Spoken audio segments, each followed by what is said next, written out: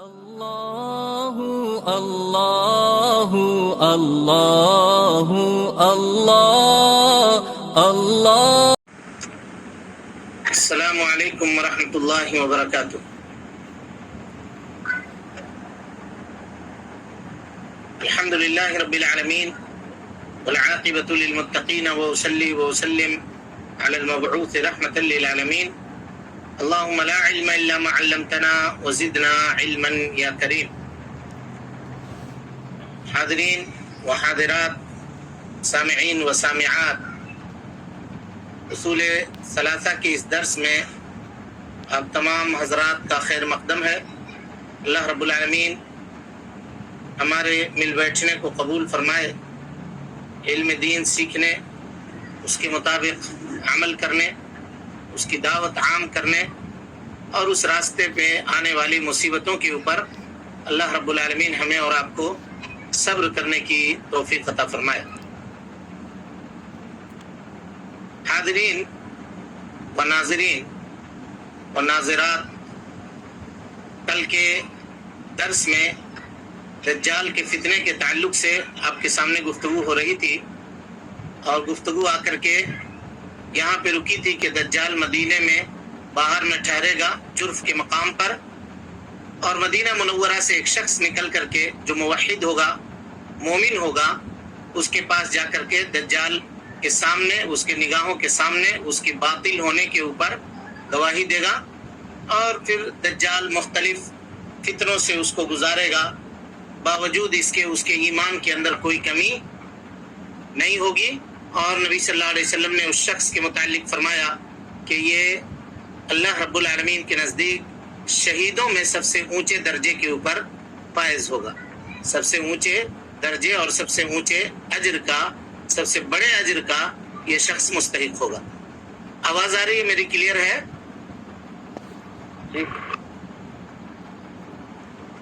جی الحمدللہ.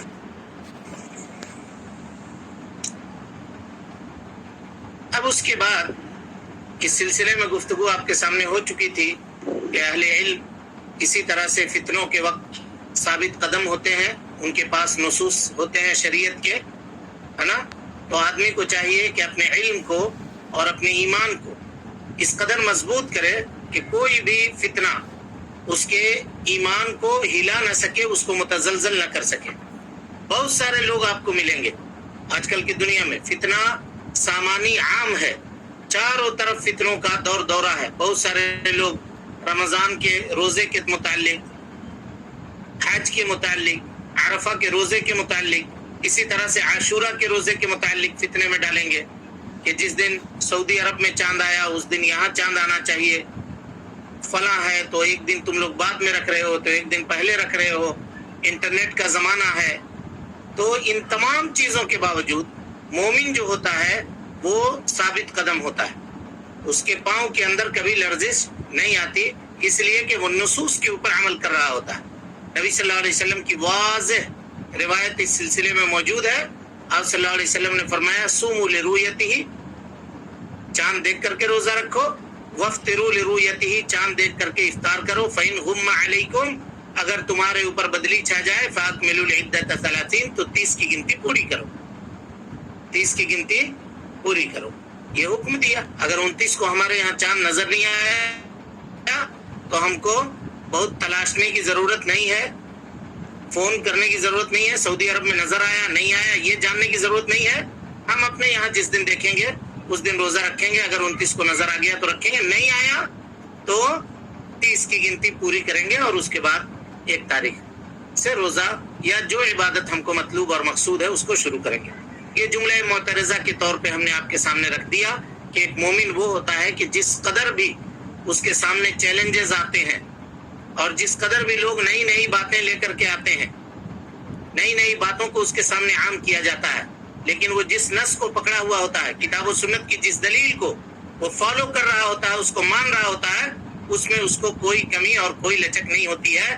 بالکل اس شخص کی طرح سے جو شخص دجال کے پاس پہنچا اور اتنا سب کچھ برداشت کرنے کے باوجود، نگاہوں کے سامنے دیکھنے کے باوجود بھی وہ بار بار یہ کہتا رہا کہ نہیں تم دجال ہو، تم ہی دجال ہو، تمہارے ہی متعلق اللہ کے نبی صلی اللہ علیہ وسلم نے یہ خبر دی.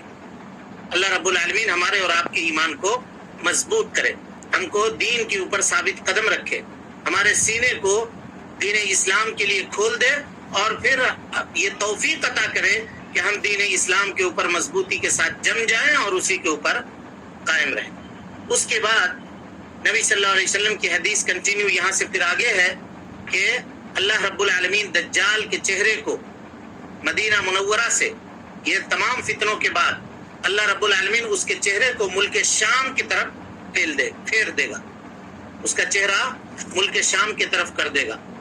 اب وہ زمین پر ٹھہرے گا اس وقت تک جب تک اللہ رب العالمین اس کو چاہے گا ٹھہرنا، اور اس کے اتباع، اس کے ماننے والے لوگ یہ بڑھتے چلے جائیں گے، اس کے فتنے کے اندر اضافہ ہوتا رہے گا، یہاں تک کہ اللہ رب العالمین حضرت عیسیٰ علیہ السلام کو دنیا میں بھیجے گا.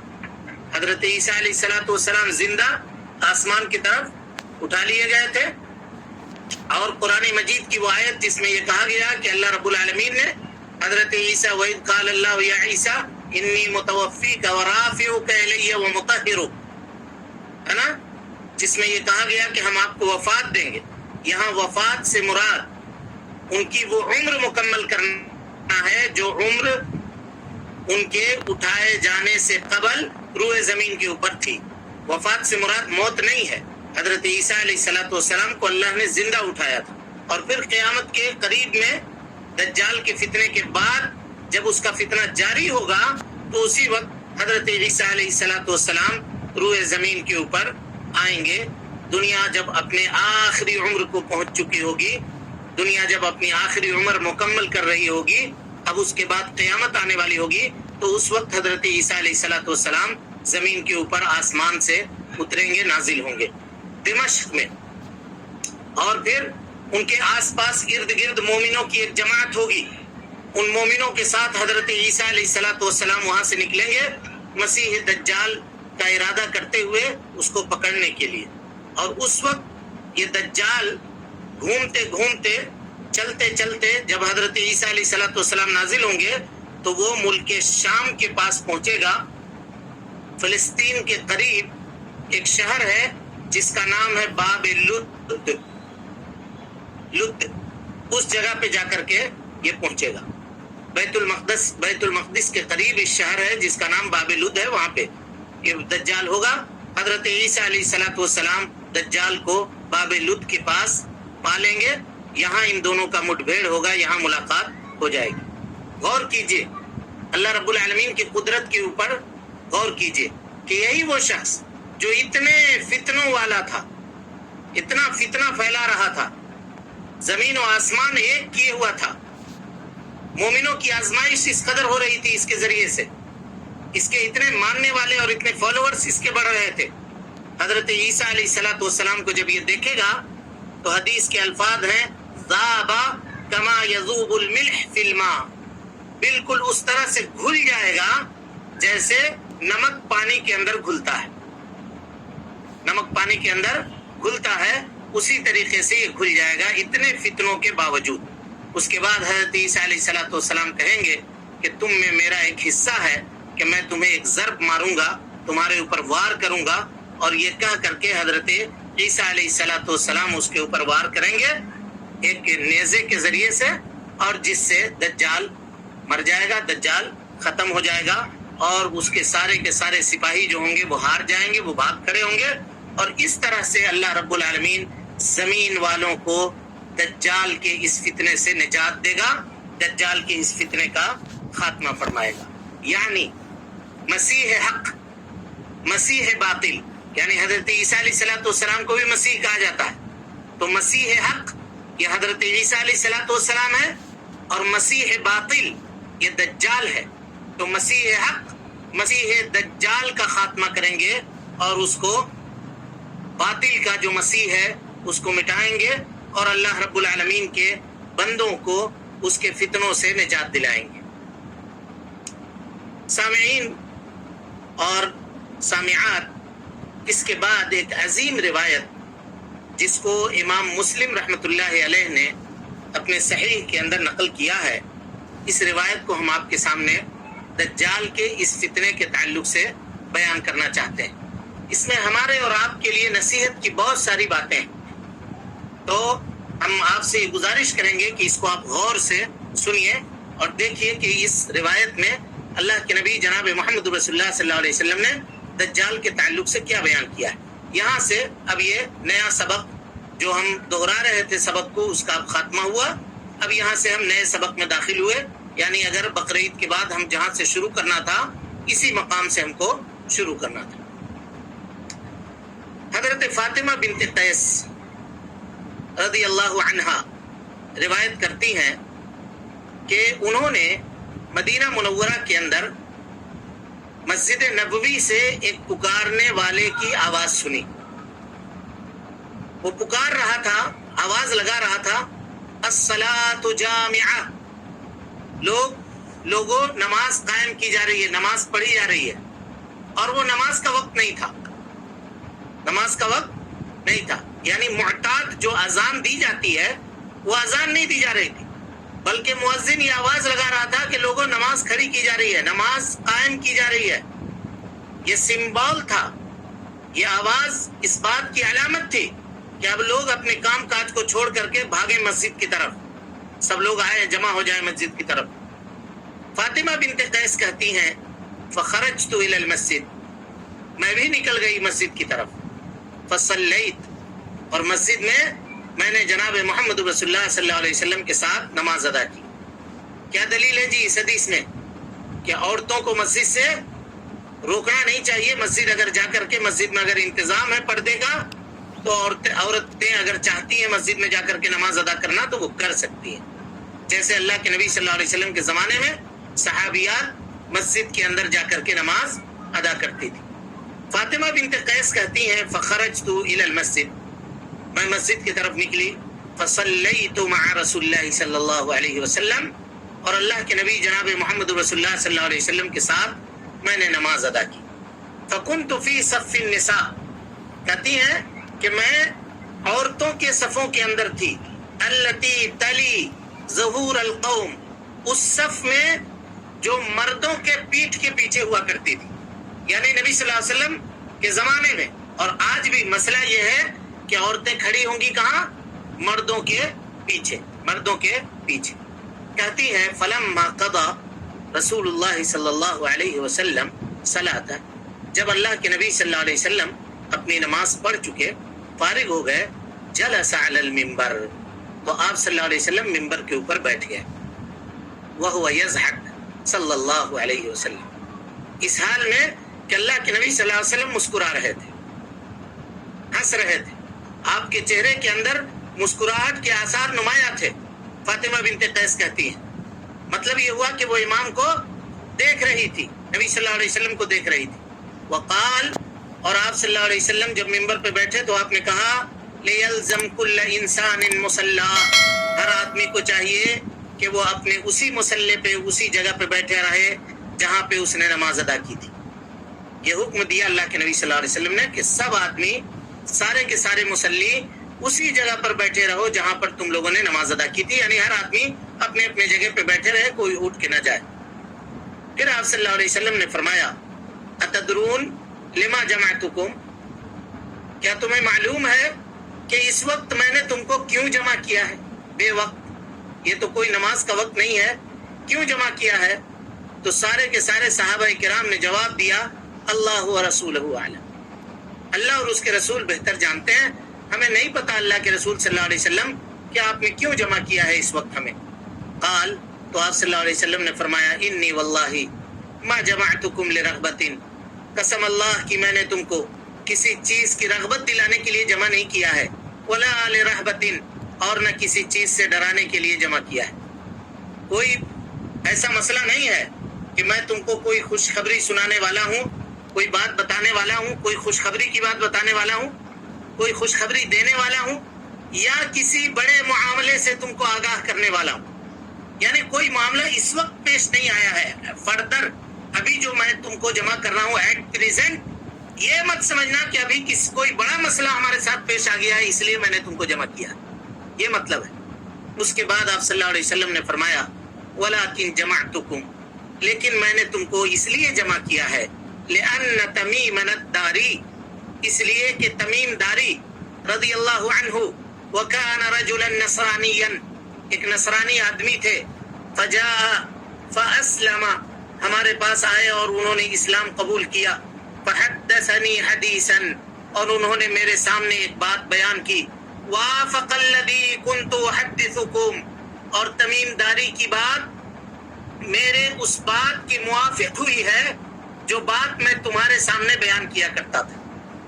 اللہ اکبر، غور کیجیے، جمع کیا نبی صلی اللہ علیہ وسلم نے، کہا کہ تمیم داری ہے، یہ اسلام انہوں نے قبول کیا، پہلے یہ نصرانی تھے، اب یہ مسلمان ہو گئے، مسلم کی روایت ہے، غور کیجیے گا، اب یہ مسلمان ہو گئے اور مجھ سے انہوں نے ایک واقعہ بیان کیا ہے، یہ سیم وہی واقعہ ہے جو واقعہ میں تم سے بیان کرتا تھا، تم کو جو واقعہ میں بیان کرتا تھا یہ وہی واقعہ ہے۔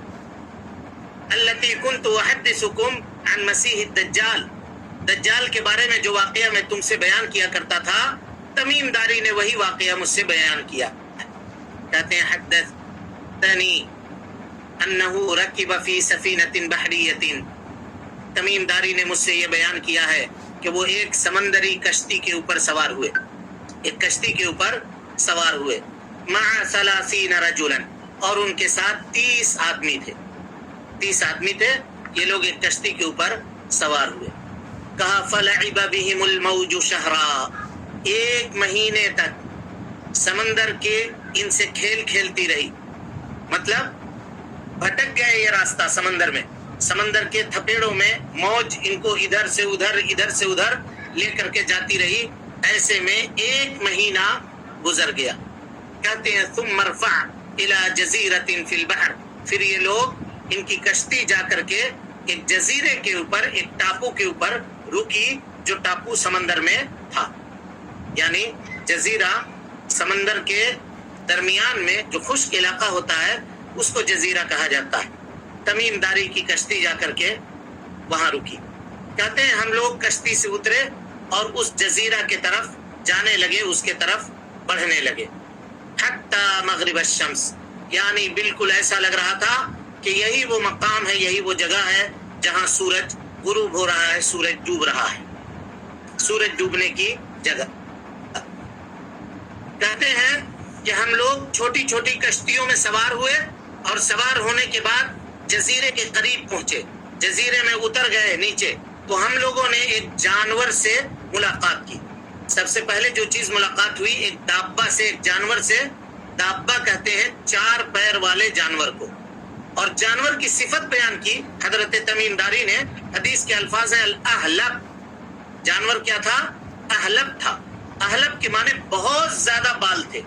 علماء نے بیان کیا ہے کہ احلب کا معنی ہوتا ہے جانور کے اندر اتنے گھنے بال ہوں اور اتنے بڑے بڑے بال ہوں کہ یہ نہیں سمجھ میں آ رہا ہو کہ جانور کا سر کدھر ہے اور اس کی دم کدھر ہے، یہ سمجھ میں نہیں آ رہا ہو، ایسا بال والا ایک جانور انہوں نے اس جزیرے کے اوپر دیکھا، اس جزیرے کے اوپر دیکھا، تو ان لوگوں نے اس جانور سے کہا وہی لکی، خرابی ہو، ماں انتی، کون ہو تو، کیسے جانور ہو، پوچھا انہوں نے۔ فقالت، تو اس جانور نے کہا انا الجساسہ، میں جساسہ ہوں، اور اس حدیث کو حدیث جساسہ کہا جاتا ہے اسی لفظ کی وجہ سے۔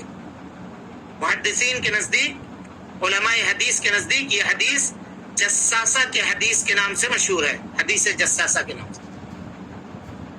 علماء کہتے ہیں کہ جساسہ اس کا نام اس وجہ سے ہے کہ یہ دجال کی جاسوسی کرتی تھی، یہ جانور جو تھا یہ دجال کے لیے خبروں کو اکٹھا کیا کرتا تھا، خبروں کو لے کر کے آیا کرتا تھا۔ اب یہاں پہ کسی کو تعجب ہوگا کہ اب یہ کہہ رہے ہیں کہ یہ جانور تھا، بال والا تھا، بالکل سمجھ میں نہیں آ رہا تھا کہ اس کی دم کدھر ہے یا اس کا سر کدھر ہے، باوجود اس کے یہ گفتگو کر رہا تھا۔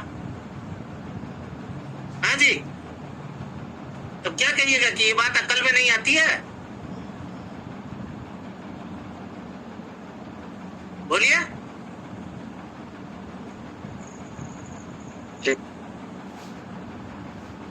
ہاں اس سے بھی زیادہ تعجب کی ایک روایت میں آپ کو سناتا ہوں، جس کو امام احمد رحمۃ اللہ علیہ نے اپنے مسند کے اندر نقل کیا ہے۔ کہا کہ نبی صلی اللہ علیہ وسلم کے زمانے میں ایک اعرابی تھا، دیہاتی، بکریاں چرا رہا تھا۔ اچانک ایک بھیڑیا کہیں سے نکلا اور اس نے اس کے بکری کے اوپر حملہ بول کر کے اس کی بکری کو گھسیٹ کر لے جانے لگا۔ وہ چرواہا جو تھا دوڑا اس کے پیچھے، بھاگا اور اس کو مار کر کے، ڈانٹ کر کے، بکری چھین کر کے واپس لے آیا۔ وہ بھیڑیا اپنے پچھلے دونوں پیروں کے اوپر بیٹھ گیا اور اس کے بعد کہا الا تستحی من اللہ، کیا تم اللہ رب العالمین سے حیا نہیں کرتے ہو؟ شرم نہیں آتی ہے تم کو؟ تنزعنی رزقا قد ساق اللہ الی، مجھ سے میری روزی چھینتے ہو جو روزی اللہ رب العالمین نے میرے جانب بھیجی تھی۔ اللہ اکبر۔ وہ اعرابی، وہ دیہاتی پیچھے مڑ کر دیکھتا ہے اور کہتا ہے کہ یا عجبی، ہائے تعجب، ذئبن، ایک بھیڑیا ہے، یتکلم بکلام الانس، انسان کی گفتگو کر رہا ہے، انسانوں کی طرح بول رہا ہے۔ اللہ اکبر۔ وہ بھیڑیا کہتا ہے انا اخبرک باعجب منہ، اس سے بھی زیادہ تعجب خیز معاملہ میں تمہیں بتا سکتا ہوں۔ تم کو اس بات سے تعجب ہو رہا ہے کہ میں بھیڑیا ہوں اور میں گفتگو کر رہا ہوں، اس سے بھی زیادہ تعجب بات محمد صلی اللہ علیہ وسلم فی یثرب، اللہ کے نبی صلی اللہ علیہ وسلم یثرب میں، مدینہ منورہ میں قیامت کی خبر دیتے ہیں، قیامت کی نشانیوں کے بارے میں بتاتے ہیں اور آنے والے زمانے کی پیشین گوئی فرماتے ہیں۔ کہا وہ دیہاتی وہاں سے بھاگا ہوا آیا، نکل کر کے، وہ وہاں سے نکل کر کے آئے اور اللہ کے نبی جناب محمد رسول اللہ صلی اللہ علیہ وسلم کو یہ واقعہ بیان کیا اور پھر وہ اسلام کے اندر داخل ہو گیا۔ غور کیجیے۔ اسی طرح سے ایک اور روایت ہے، سنیے۔ ایک آدمی نے بیل خریدا اور بیل خریدنے کے بعد اس کے پیٹھ کے اوپر سوار ہو گیا اور وہ نہیں چل رہا تھا بیل، تو اس نے اس کو مارنا شروع کیا۔ اس بیل نے کہا کہ یا ہادا لما تضربنی، کیوں مارتے ہو مجھے؟ انما ما خلقت لیدل حاجہ ہادا، اللہ رب العالمین نے مجھ کو اس لیے پیدا نہیں کیا ہے کہ تم میرے اوپر سواری کرو۔ انما خلقنا لاجل الحرث، اللہ رب العالمین نے مجھ کو تو کھیتی باڑی کے لیے پیدا کیا، سواری کے کام کے لیے پیدا نہیں کیا ہے۔ غور کیجئے، تصور کیجئے کہ ایک بیل یہ جانتا ہے کہ اللہ رب العالمین نے اس کو کیوں پیدا کیا ہے، لیکن آج انسان نہیں جانتا ہے کہ اللہ تعالیٰ نے اس کو کیوں پیدا کیا، نہیں جانتا، غافل ہے اور جاننے کی کوشش نہیں کرتا۔ اسی طریقے سے دین کی دعوت ایک بھیڑیا عام کر رہا ہے، اللہ کے نبی جناب محمد رسول اللہ صلی اللہ علیہ وسلم کی بعثت کی خبر اس دیہاتی کو، اس اعرابی کو ایک بھیڑیا بتا رہا ہے۔ اب بتائیے ہم مسلمانوں کے پاس کیا عذر ہے کہ ہم زبان رکھتے ہیں، گفتگو کرتے ہیں، ہمارے پاس سب طرح کے سادھن موجود ہیں، سب طرح کی چیزیں موجود ہیں، لیکن ہماری زبان کبھی بھی حق کے لیے کھلتی نہیں ہے، اللہ رب العالمین کی توحید بیان کے لیے کرنے کے لیے کھلتی نہیں ہے، اللہ کے دین کو سیکھنے کے لیے ہم اپنے کان کو کبھی آگے نہیں بڑھاتے ہیں۔ دن بھر گانا سننے میں، دن بھر لہو لعب سننے میں، غلط باتیں سننے میں ہم اپنے اوقات کو ضائع کرتے ہیں، لیکن کبھی کوشش نہیں ہوتی کہ قرآن مجید کی 4 آیت کھول کر کے اس کا ترجمہ پڑھ لیں کہ اللہ تعالیٰ نے ہم کو کیوں پیدا کیا ہے، یہ پتا تو چلے۔ چنانچہ بات پھر دوسری طرف نکل رہی ہے۔ اب اسی حدیث کی طرف ہم لوٹتے ہیں۔ کہا کہ وہ جساسہ تھی، اس نے یہ کہا کہ میں جساسہ ہوں، اور جساسہ کو جساسہ کیوں کہتے ہیں؟ اس لیے کہ وہ دجال کے لیے خبروں کو اکٹھا کیا کرتی تھی، جاسوس سے ہے جساسہ۔ بہرحال اس نے یہ کہا، اس جانور نے، ایھا القوم، اے لوگو، انطلقوا الی ھذا الرجل فی الدیر، جاؤ تم لوگ، وہاں پہ ایک گھر ہے، ایک جھوپڑی ہے، وہاں ایک آدمی ہے، جاؤ اس کی طرف. فَإِنَّهُ إِلَىٰ خَبَرِكُمْ بِأَشْوَاقٍ، وہ تم سے خبر جاننے کا بڑا شوقین ہے، بہت مدت سے انتظار کر رہا ہے کہ کوئی آدمی ملے اور اس سے وہ کچھ خبروں کو معلوم کرے. جاؤ اس کی طرف جلدی سے. قال، حضرت تمیم داری کہتے ہیں لما سمعت، ہم نے جب یہ سنا کہ سمت لنا رجلا، اس نے ایک آدمی کا نام لیا، فرقنا منها، ہم سب کے سب اس سے ڈرنے لگے، ان تکون شیطانہ، کہ کہیں وہ کوئی شیطان نہ ہو. اس جگہ پہ، اس گھاٹی پہ، اس جزیرے پہ آدمی کہاں سے آ سکتا ہے؟ یہ تصور میں سے بالا تر بات تھی اس کی جساسہ کی. اس وجہ سے ان کو یہ ڈر لگنے لگا، حضرت تمیم داری کو اور ان کے ساتھ جو لوگ موجود تھے ان کو ڈر لگنے لگا کہ کہیں یہ شیطان نہ ہو اور ہم کو کسی مصیبت کے اندر گرفتار نہ کر دے. راوی کہتے ہیں حضرت تمیم داری فانطلقنا سراعا، جلدی سے تیزی سے ہم لوگ بھاگے وہاں، حتی دخلنا الدیر، یہاں تک کہ اس جھوپڑی میں ہم لوگ داخل ہو گئے. فَإِذَا فِيهِ أَعْظَمُ الْإِنسَانِ، تو ہم نے دیکھا کہ وہاں ایک بہت بڑا آدمی ہے. مَا رَأَيْنَاهُ قَطُّ، کبھی بھی ایسا آدمی ہم نے نہیں دیکھا تھا، اتنا مضبوط جسم والا، اتنا طاقتور آدمی کبھی بھی ہم نے نہیں دیکھا تھا، اور اس طرح سے بندھا ہوا آدمی بھی ہم نے نہیں دیکھا تھا.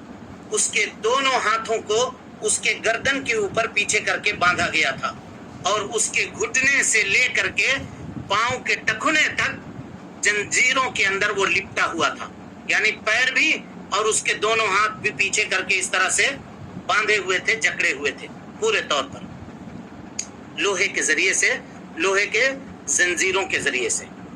میرے بھائیوں، یہ اس بات کے اوپر دلالت کرتی ہے کہ دجال یہ اللہ رب العالمین کے مخلوقات میں سے ایک بڑا مخلوق ہے، ایک بڑا مخلوق ہے.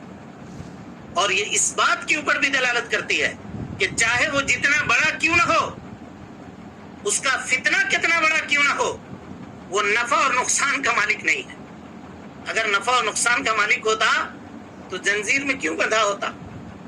کیوں بند کر کے وہ زنجیر توڑ کر کے کیوں نہیں نکل جاتا؟ کیوں نہیں آ جاتا؟ سمجھ میں آ رہا ہے یہ استدلال؟ ہاں جی. جتنا بڑا مخلوق کیوں نہ ہو، جتنا طاقتور کیوں نہ ہو، جتنا فتنے والا کیوں نہ ہو، اللہ رب العالمین کی قدرت کے سامنے وہ مجبور ہے. اللہ رب العالمین کے سامنے اس کی ایک نہیں چل سکتی. جب تک اللہ تعالیٰ اس کے نکلنے کا حکم نہ دے گا تب تک وہ وہاں سے نکل نہیں سکتا، تب تک وہ وہاں سے نکل نہیں سکتا ہے. اس جگہ کو چھوڑ کر کے وہ ہل نہیں سکتا ہے، اس طرح سے وہ باندھا ہوا ہے. کہا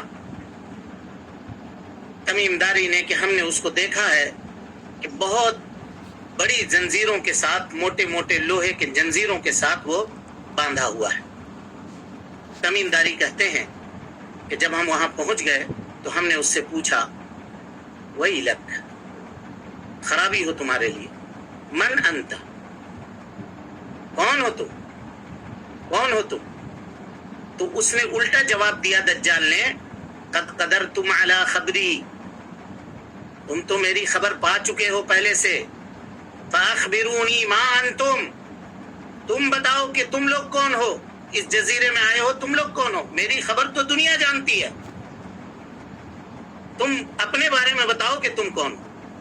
تو تمیم داری کہتے ہیں کہ ہم لوگوں نے کہا کہ نحن اناسا من العرب، ہم عرب کے لوگ ہیں، رکبنا فی سفینۃ بحریۃ، سمندر میں سفر کر رہے تھے، فصادفنا البحر حین حاجت، تو سمندر کے اندر اچانک موجوں کے اندر تیزی آ گئی، طوفان آ گیا، اور اس نے 1 مہینے تک ہم کو پریشان کر رکھا سمندر میں. ہم ادھر سے ادھر بھٹکتے رہے، ادھر سے ادھر جاتے رہے، یہاں تک کہ ہم لوگ ایک جزیرے کے پاس آ کر کے پہنچے. جزیرے میں جیسے ہم لوگوں نے نیچے اترنے کی کوشش کی، ہم جیسے جزیرے میں اترے تو ہم لوگوں نے ایک جانور کو دیکھا جو بہت بڑے بڑے بالوں والا تھا، جس کا سامنے کا حصہ اور اس کا پیچھے کا حصہ کدھر ہے یہ سمجھ میں نہیں آ رہا تھا اس کے بال کی وجہ سے.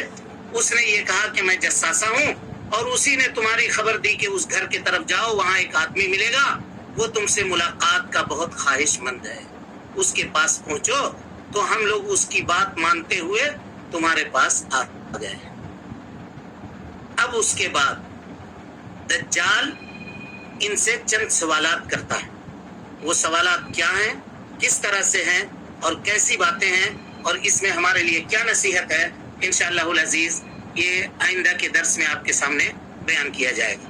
اس سے پہلے ایک خبر میں آپ کو یہ دے دوں کہ کل انشاءاللہ العزیز یہ درس نہیں ہوگا۔ کل میں ایک پروگرام میں باہر جا رہا ہوں اور مغرب بعد کا پروگرام ہے، تو اس وقت تک میں فارغ نہیں ہو سکوں گا، اسی لیے کل کا درس نہیں ہوگا۔ انشاءاللہ پیر کے دن سے، سوموار کے دن سے پھر ہم اس درس کو کنٹینیو کریں گے۔ اللہ رب العالمین سے دعا ہے کہ اللہ تعالی ہمیں اور آپ کو حسن عمل کی توفیق دے، ہماری اصلاح فرمائے، جب تک زندہ رکھے دین اسلام پہ زندہ رکھے، اور جب اٹھائے ایمان پہ اٹھائے۔ آمین وآخر دعوانا ان الحمدللہ رب العالمین۔ کسی کو کوئی اشکال ہے، کوئی سوال ہے؟